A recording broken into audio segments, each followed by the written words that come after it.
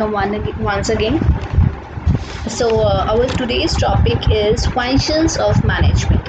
In the previous video, we have covered the basic meaning of management along with the nature or characteristics of management, and now in this video we are going to cover the topic that is functions of management.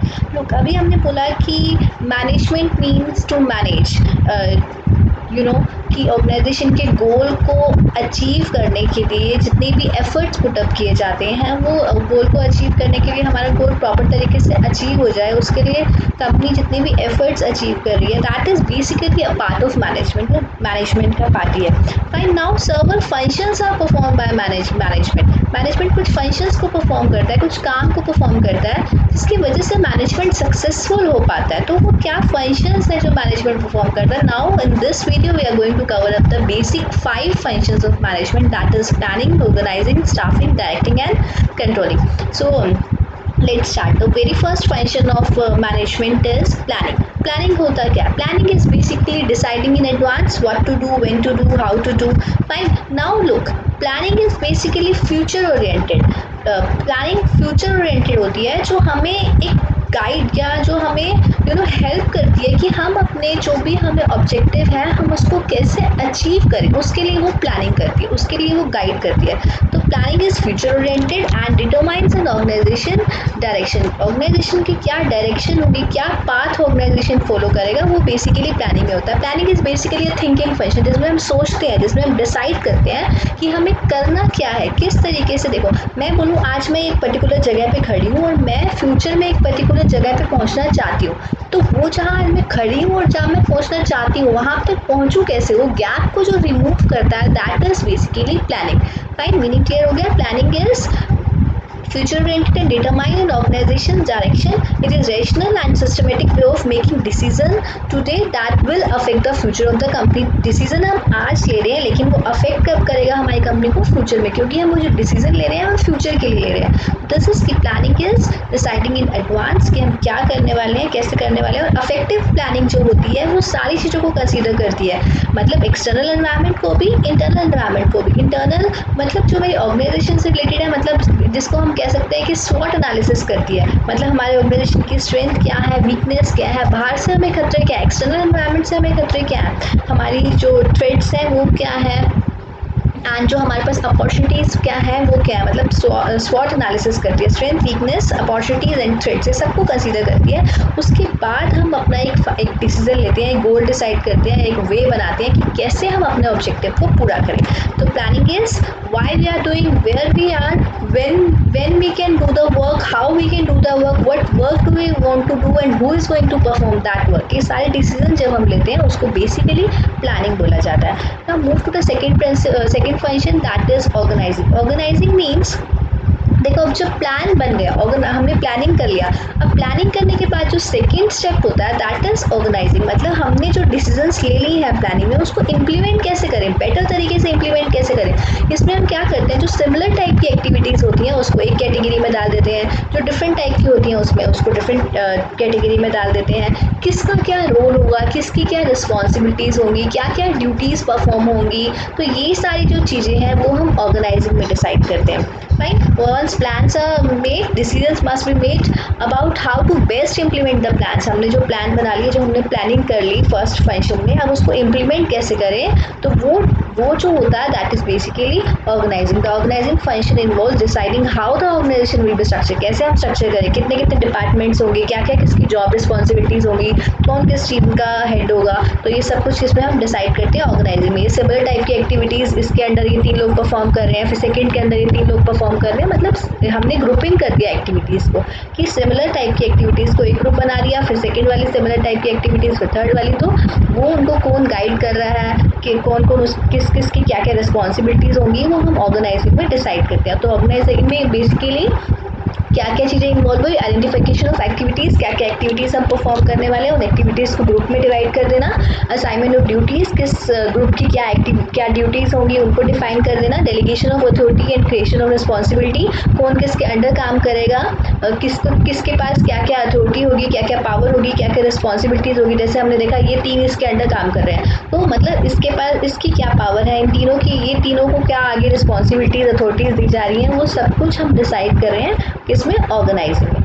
Fine, coordinate करना सबकी responsibilities authority को, this is basically organising. Now third function is staffing. Staffing की जब हमने second में organising में duties responsibilities सब देखी, हमने एक डिपार्टमेंट्स डिवाइड कर दी कि इतने इतने डिपार्टमेंट्स होंगे, अब उन डिपार्टमेंट्स में काम कौन करेगा, that is basically staffing. Staffing mean staff को हायर करना कि कितने लोग हमें चाहिएंगे वो काम को पूरा करने के लिए, staff proper right type of person को राइट जॉब के लिए अपॉइंट करना, दैट इज बेसिकली स्टाफिंग। की ऐसा नहीं है किसी को भी हम रेंडमली उठा लें, तो इस डिपार्टमेंट में चला जाए, तो इस डिपार्टमेंट में चला जाए, no, according to the specialisation we will categorise the person in different departments कि this is a person who is suitable for this particular department, this is a person who is suitable for another department. तो उसके basis पे हम categorise करेंगे, उसके basis पे हम define करेंगे। तो managerial function of staffing involves managing the organisational structure through proper and efficient selection, appraisal and development of person to fill the roles design into the structure. जो भी हमने रोल्स बनाए थे ऑर्गेनाइजिंग में, जो भी हमने डिपार्टमेंट्स क्रिएट करे थे, उनमें कौन कौन लोग सुटेबल हो सकते हैं, उन सुटेबल लोगों को उनकी जगह पे उनकी जगह पे प्लेस करवा देना, दैट इज बेसिकली स्टाफिंग। तो स्टाफिंग में क्या क्या चीज़ें आती हैं, प्रॉपर सिलेक्शन करना कैंडिडेट्स का, राइट टाइप ऑफ पर्सन को चूज करना राइट जॉब के लिए, उनको राइट सैलरी भी देना, राइट रेम्यूनरेशन भी देना, जो जितना डिजर्व करता है उसको उसके अकॉर्डिंगली रेम्यूनरेशन देना, उसको उसके अकॉर्डिंगली सैलरीज प्रोवाइड करना, उनको ट्रेनिंग देना, उनको गाइड करना। बिकॉज अगर हमारे पास वेल ट्रेंड स्टाफ होगा तो ही हम ऑब्जेक्टिव को इजीली अचीव कर सकते हैं और प्रॉपरली अचीव कर सकते हैं। हमारा जो स्टाफ है वही एक्सपर्ट नहीं है, वही ट्रेंड नहीं है, उसको नॉलेज नहीं है, वो खुद ही अभी सीख रहा है, खुद से वर्क कर रहा है, खुद से एक्सपेरिमेंट कर रहा है, तो उस टाइम पे उसका जो काम है वो उतना प्रोडक्टिव नहीं आएगा। तो उनको टाइम पे ट्रेनिंग देना, उनकी डेवलपमेंट कराना, उनकी ग्रोथ कराना, that is basically a part of staffing function. उनका प्रॉपर इवैल्यूएशन करना, वो सही से काम कर रहे हैं या नहीं कर रहे हैं, उनको प्रॉपर अप्रेजल्स देना। तो this all includes in staffing function of management.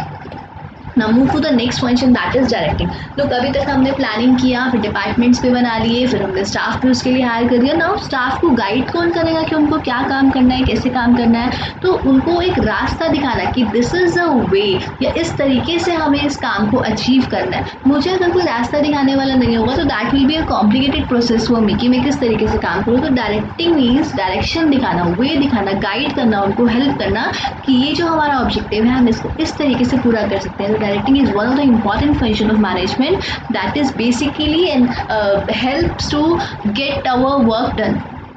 Directing की वजह से ही हम अपने काम को अच्छे तरीके से पूरा कर पाते हैं। While other functions like planning, organising and staffing are mainly preparation of doing the work, कि क्या हमने उस टाइम पे प्रिपरेशन किया कि ये लोग होंगे, ये काम करेंगे, ये डिपार्टमेंट्स होंगे, ये सब होंगे, हमने प्रिपरेशन कर लिया। लेकिन डायरेक्टिंग क्या करता है, स्टार्ट करता है काम को। अब उनको और हमने रास्ता दिखा दिया, अब वो अपने काम पे लग जाएंगे, अब अपना काम करना स्टार्ट कर देंगे। तो directing is one of the important function of management. Directing involves managers telling the subordinates how they have to perform job, कैसे उनको अपने काम को पूरा करना है, जो उनको दिया गया है काम कैसे वो उस काम को पूरा करें। It is concern with guiding, उनको गाइड करना, उनको सुपरवाइज करना, उनको चेक करना कि वो सही से कर रहे हैं या नहीं कर रहे हैं, उनको मोटिवेट करना। अगर कोई हमें मोटिवेट नहीं करेगा तो भी हम काम को करने के लिए इतना ज़्यादा एफिशिएंटली, इतना ज़्यादा प्रोडक्टिव काम नहीं करते हैं। अगर हमें कोई मोटिवेट करता है तो हम काम को करने के लिए और एनकरेज हो जाते हैं। तो एनकरेज करना किस में आता है, डायरेक्टिंग में आता है। एम्प्लॉयज़ को एनकरेज करना, उनको स्टिमुलेट करना काम को करने के लिए, ताकि हमारा ऑर्गेनाइजेशन का जो ऑब्जेक्टिव है वो अच्छे तरीके से पूरा हो जाए। तो this is also necessary to motivate the employees, to supervise them, to supervise and to motivate them and to guide them is a part of directing function. Directing means कैसे हम अपनी सक्सेस की तरफ पहुँचे, हमें रास्ता दिखाना है, इस रास्ते पे चलोगे, ऐसे ऐसे चलोगे, then we will get success. तो उनको एक वे दिखाना है, एक पाथ दिखाना सक्सेस का, कैसे हमें सक्सेस हासिल करनी है, कैसे हमें सक्सेस तक पहुँचना है। This is directing. And directing consist of the following 4 functions. Communicating, उनको बताना कि क्या उनसे एक्सपेक्ट किया जा रहा है। जब तक मुझे बताया नहीं जाएगा कि what is expected from me, मुझसे क्या एक्सपेक्ट किया जा रहा है, what work I have to perform, तब तक मैं काम को कैसे करूँगी। Only then when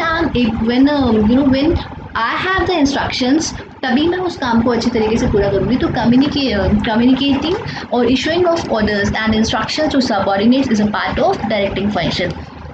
A manager has to instruct the subordinates what to do, how to do, कैसे करना, उनको इंस्ट्रक्ट करे, किस तरीके से वो काम करे, कैसे वो काम करे, उनको गाइड करना, guiding them, energising them, leading them, उनको रास्ता दिखाना, टू परफॉर्म द वर्क। तो उनके अंदर कॉन्फिडेंस लाना, उनके अंदर एक एंथुसिज्म को क्रिएट करना, एक ज़ील लेकर आना, वो डायरेक्टिंग का काम होता है। इंस्पायर करना उनको और उनको सही तरीके से डायरेक्शन दिखाना is part of directing. Now last but very important function of management is controlling. हमने इतना सब काम किया, हमने स्टाफ हायर किया, हमने प्लानिंग किया, ऑर्गेनाइजिंग किया, सब किया, तो वो सब सही से किया या नहीं किया उसको चेक करना, that is controlling. Controlling means a process of checking to determine whether or not proper progress is being made towards the objective and goals। तो हमें वो प्रॉपर तरीके से जो भी हमने गोल के लिए जितने भी रास्ते बनाए थे, जितने भी हमने एफर्ट्स किए थे, वो प्रोग्रेस की तरफ बढ़ रहे हैं या नहीं बढ़ रहे, उनकी वजह से हमें सक्सेस मिल रही है या नहीं मिल रही, तो उसको जो हम चेक कर रहे हैं दैट इज़ बेसिकली कंट्रोलिंग। तो कंट्रोलिंग क्या है कि whether the activities have been performed well, whether the things are going according to the plan or not, जो भी हमने प्लान बनाया था उसके अकॉर्डिंग थिंग्स जा रही है या नहीं जा रही, या कोई प्रॉब्लम हो रही है या क्या प्रॉब्लम हो रही है। अगर प्रॉब्लम हो रही है तो उसके लिए नेसेसरी स्टेप्स लेना ताकि हम वो प्रॉब्लम को रिमूव करके और अपने ऑब्जेक्टिव को ईजिली अचीव कर सकें। This is controlling. कंट्रोलिंग में बेसिकली 4 स्टेप्स होते हैं। First is establishment of standards को सेट करना, कि जैसे सपोज मैंने बोला कि मुझे एक महीने में 5000 यूनिट्स की सेल चाहिए, तो ये क्या है, मैंने स्टैंडर्ड सेट कर लिए कि मुझे आज मैंने डिसाइड कर लिया कि मंथ एंड में 30th डेट को मुझे 5000 यूनिट्स की सेल चाहिए। अब आज 30th डेट आ गई तो मैं चेक कर रही हूँ मेजरमेंट ऑफ एक्चुअल परफॉर्मेंस। 30 तारीख को एक्चुअल सेल हुई कितनी है, मैंने सोचा था 5000 की सेल चाहिए, 30 तारीख को मैं चेक, 1 तारीख को मैंने डिसाइड किया कि मुझे 5000 की सेल चाहिए, that is establishment of standard. मैंने स्टैंडर्ड सेट कर लिए 1 तारीख को। 30 तारीख को मैं क्या कर रही हूँ, 30th को मैं चेक कर रही हूँ कि एक्चुअल परफॉर्मेंस आई क्या है, मतलब 5000 यूनिट की सेल हुई है या नहीं हुई। सपोज मैं बोलूँ कि 4000 यूनिट की सेल हुई है, तो मैंने क्या करना है, थर्ड स्टेप क्या है, comparison of actual performance with the standard. जो भी हमने एक्चुअल परफॉर्मेंस आई है 4000 की जो आई है, मेरी जो आज सेल आई है 4000 की, उसको मैं क्या करूँगी, कंपेयर करूँगी स्टैंडर्ड के साथ। स्टैंडर्ड क्या था 5000 का, तो 5000 सोचा था और 4000 की सेल आई, तो 1000 का जो वेरिएशन आया उसके लिए मैं देखूँगी कि क्यों आया वो 1000 का वेरिएशन। क्या हमारी प्लानिंग गलत थी, हमने प्लान गलत किया था, 5000 की सेल्स का जो टारगेट रखा था वो बहुत हाई था, या फिर हमारे स्टाफ से कोई भी प्रॉब्लम हो गई, या फिर हमारे पार्ट पे कोई प्लान एग्जीक्यूट करने में कोई भी प्रॉब्लम होगी, तो वो क्या है, हम एक ढूंढेंगे कि कहाँ हमारा डेविएशन आया, कहाँ हमारी प्रॉब्लम्स आई, तो उसके लिए हम करेक्टिव एक्शंस लेंगे इफ नेसेसरी, अगर जरूरी है। तो अगर हमारी सेल्स प्रॉपर आई है, सपोज मैंने बोला था 5000 एक्सपेक्ट किया है, तो 5000 के नियर बाय हमें सेल्स अगर मिल गई, तो इसका मतलब हमारा प्लान जो था, हमारा ऑब्जेक्टिव जो था वो प्रॉपरली